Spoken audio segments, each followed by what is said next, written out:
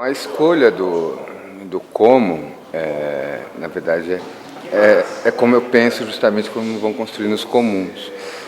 Inicialmente, eu participei do projeto Avilab e, nesse momento, eu quis trazer a questão da população em situação de rua, que é com quem eu venho trabalhando há 8 anos, com oficinas de arte e ocupação do espaço público. Ou seja, dos espaços, basicamente dos espaços de arte e de cultura, os museus com quem eu venho fazendo parcerias, Pinacoteca, MAC, MIS, e com os artistas que fizeram residência artística no espaço que eu trabalhava, um centro pop na cidade de Osasco, né? Então, essa experiência de se apropriar da cidade para um público que simbolicamente e fisicamente não acessa esses bens culturais e a própria cidade, em que as estruturas que são feitas para a população em situação de rua, as casas de convivência, elas se constituem como pequenas cidades dentro da cidade sem dialogar com o todo. São muradas, são não identificadas, e então você passa a cidade inteira. Aqui ao lado do Sesc, por exemplo, nós temos uma casa que tem 1.500, não, 1.500 não. Hoje deve ter umas 900 pessoas, mas você passa e não sabe o que está acontecendo. E dentro dessa casa você tem serviço médico, AMA, você tem um CAPS para a saúde mental e até uma pequena capela, além de alguma coisa ligada ao povo batendo. Então isso incomoda, isso me incomodou e incomoda até hoje. Daí a história de sair pela cidade, daí de ocupar, daí das residências terapêuticas, das residências artísticas, esse diálogo, a circulação dos vários saberes. Então eu iniciei isso no Avilab, pontuei que na verdade não é uma coisa minha, aí também tem essa questão. É uma coisa de iniciar um mapeamento, entregar isso para o movimento da população de situação de rua, entregar para as pessoas que estão trabalhando dessa forma e que a coisa vai se construir no temporal. Na verdade é um start. Então está lá o ponto e vai. E aí, dentro dessa questão da população em situação de rua, as casas de convivência, que são lugares extremamente conflituosos, e a questão da residência artística. Agora chegando para o mapping de novo, agora em abril, inicialmente eu ia continuar com essa questão da população em situação de rua, mas apareceu que tinha a questão das ocupações dos prédios, e uma coisa bem recente até. Recente, vou falar atualíssimo, que foi coisa de 2 semanas, o Abril Vermelho, o movimento de moradia ocupou 28 prédios públicos na cidade de São Paulo. E não dava para dissociar uma coisa de outra. Então, o como que engloba a população em situação de rua e as ocupações virou o morar. Porque o morar, ele coloca essa questão da moradia num patamar que eu diria que é bem mais, que não é trabalhado nem nas políticas públicas que constroem casas para os pobres, você constrói para, você não faz com. Ou seja, não é comum a construção, não é uma coisa delegada para o outro, assim como é delegado para o outro que está em situação de rua, esses espaços. Então, esse conflito é interessante. Então, morar como uma questão de habitar, de ocupar um lugar, transformar aquele lugar num espaço e praticar, é o que uniu essa forma de pensar a moradia para além disso. Porque tanto a população em situação de rua transforma o espaço público, pratica o espaço público de uma forma, colocando em xeque, aí já estou falando dos conflitos e dos atores que estão envolvidos nesse como, que são desde todas as pessoas que hoje não têm moradia em São Paulo, mas que estão praticando, por meio desses movimentos de ocupação dos prédios, uma nova forma de habitar a cidade, porque é mais do que o teto. O que está em jogo? E é uma questão simbólica. O que é morar? Morar é eu ir projetar um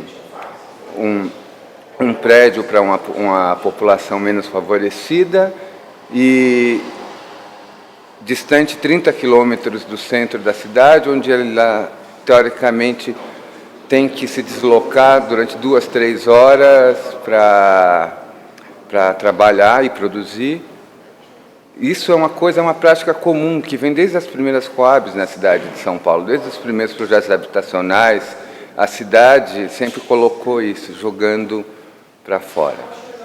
Isso é uma questão, ou seja, sempre fazendo para e não com. As ocupações colocam em xeque isso. É possível fazer diferente, é possível travar e construir novas sociabilidades.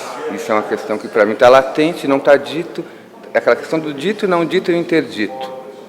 E isso precisa ser visível, isso precisa aparecer, precisa entender que o que está em xeque aí, além da questão do capital, além da questão da especulação imobiliária, que é colocada em xeque quando você invade 28 prédios que não tem função social nenhuma, você coloca em xeque todas essas formas de fazer política pública e habitacional e uma forma de viver na cidade em que o ser humano seja respeitado na sua individualidade e essas questões.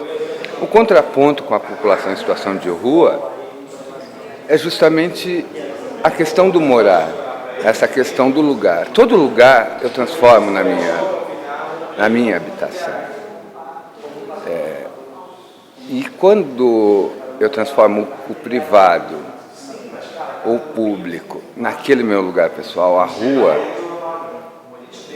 aí vem a questão do incômodo da população em situação de rua. Ela coloca em xeque a questão de liberdade, segurança e até a própria questão do morar. O que é morar? Porque quando a impossibilidade de olhar para quem está deitado na rua, que você normalmente desvia o olhar, é porque você fica na superfície. Você vê os trapos que ele está, você sente o cheiro dele, você desvia desse cheiro, você vê tudo que o cobre. E o humano desaparece em função disso. Então, e daí, se não é humano, ele não tem que ser escutado, então, novamente, eu tenho que pensar por ele, porque eu sei o que é melhor para ele. Como quebrar esse paradigma? Novas formas de construção e novos espaços, né? Então, esses espaços que hoje são habitados pela população em situação de rua, eles são espaços que anulam o sujeito. Ao momento que você tem que fazer uma escolha entre dormir na rua, uma questão de liberdade ou segurança, ou todos os conflitos que envolvem isso, e entrar para um albergue no qual você, ao pisar ao ser institucionalizado, você abre mão da possibilidade de escolher o que você vai comer, que horas você vai comer, quem vai comer ao seu lado, onde você vai dormir, a cama que você vai dormir. Toda a sua vida vira uma grande instituição. E esse conflito para o ser humano, que já tem esse conflito em casa e que a gente negocia em casa, agora negociar um conflito desse com 1.500 pessoas, hoje na cidade de São Paulo, se você aceita essa anulação, e aí existem muitos casos, você consegue viver até 10 anos cumprindo o tempo que é permitido no albergue e circulando por todos, sem repetir. Você consegue ficar 10 anos, uma pessoa consegue, e existem casos de pessoas que já estão há muito tempo nessa situação. Mas qual é o preço a se pagar por isso? E esse conflito é o que é o mais latente. Entre existir, resistir e ser respeitado enquanto indivíduo. Existem projetos, políticas públicas, mas sempre construídas para e não com. Você tem avanços, tem um movimento da população em situação de rua, tem todas essas questões. Então, o morar e o conviver na cidade, para a questão da população em situação de rua, é isso. Não existe política pública construída coletivamente. E onde entra a arte nessa história toda? Aí também vamos questionar a questão do que é arte. E nessas experiências dentro dos commons tem um pequeno link onde estão retratadas algumas das experiências de residência artística e de oficinas que são realizadas em alguns espaços que eu passei e que também existem outros espaços que devem estar trabalhando, mas que ainda não estão mapeados. São outros espaços de produzir sentido. É uma questão do tempo. É você construir um espaço onde você possa respeitar esse tempo dessa pessoa, mediado pela arte, em que a arte é construída junto. Foucault, nos últimos trabalhos seus, ele colocava bem em xeque essa questão da arte, que era essa arte enquanto de domínio de poucos, enquanto técnica, enquanto uma coisa de poucos eleitos, o artista como uma pessoa totalmente desconectada, totalmente subjetiva. Isso é uma visão muito ligada ao romantismo e que ainda permanece, assim, como a criatividade, um ente separado para alguns poucos iluminados. E aí ele deixa uma pergunta que eu acho que a gente vem respondendo, várias pessoas, em vários momentos, em várias formas de se fazer arte diferente. Ele pergunta, mas será que a vida de todo mundo não é uma obra de arte? Eu acho que a resposta é sim. É sim, mas aí a questão é a autorização. Eu me autorizo a ser, tem a questão de eu ser autorizado. Como uma população em que tudo que vem dela gera repulsa, que a violência que é exercida, simbólica e prática, inclusive quando, isso é muito forte, quando um adolescente queima o índio Galdino e coloca que pensou que era um mendigo, está muito claro isso nessa fala, a questão do não humano, aquele na rua como não humano, aquele como sem voz. As instituições vão reforçando isso, vão reforçando como espaços onde ou você aceita isso, ou você se anula pela sua cama, pela comida, ou vá. Na arte, naquele espaço da oficina, em que, ou nas visitas aos espaços de arte, em que você, diante da obra, tem a possibilidade de colocar em xeque aquilo que o artista está querendo te passar, aquilo que aquela pessoa que está te levando, acompanhando até lá, está querendo te passar. E no final você saber que, independente do que o artista quis, do que estão te falando, mas a partir de tudo isso, a tua forma de ver aquilo é a que importa, e que ela é construída nessa relação, você volta a ser. E para quem tem poucos espaços de ser, esse espaço de poder, essa palavra que surge, ou esse objeto que surge desse encontro, é o que me interessa. Daí, mapear essas experiências, e mapear, de novo, a cartografia é uma coisa perigosa.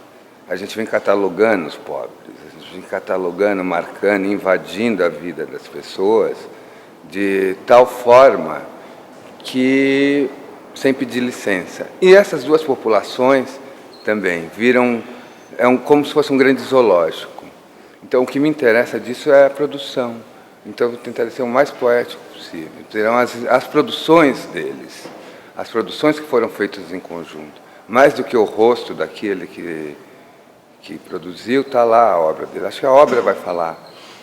Então, tem alguns vídeos, 1 ou 2 vídeos da residência e muita produção, que eu espero que dê para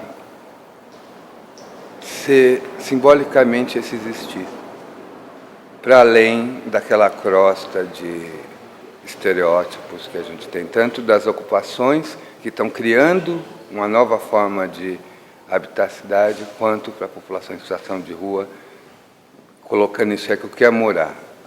Morar é mais que um teto, morar é conviver, viver com e construir juntos.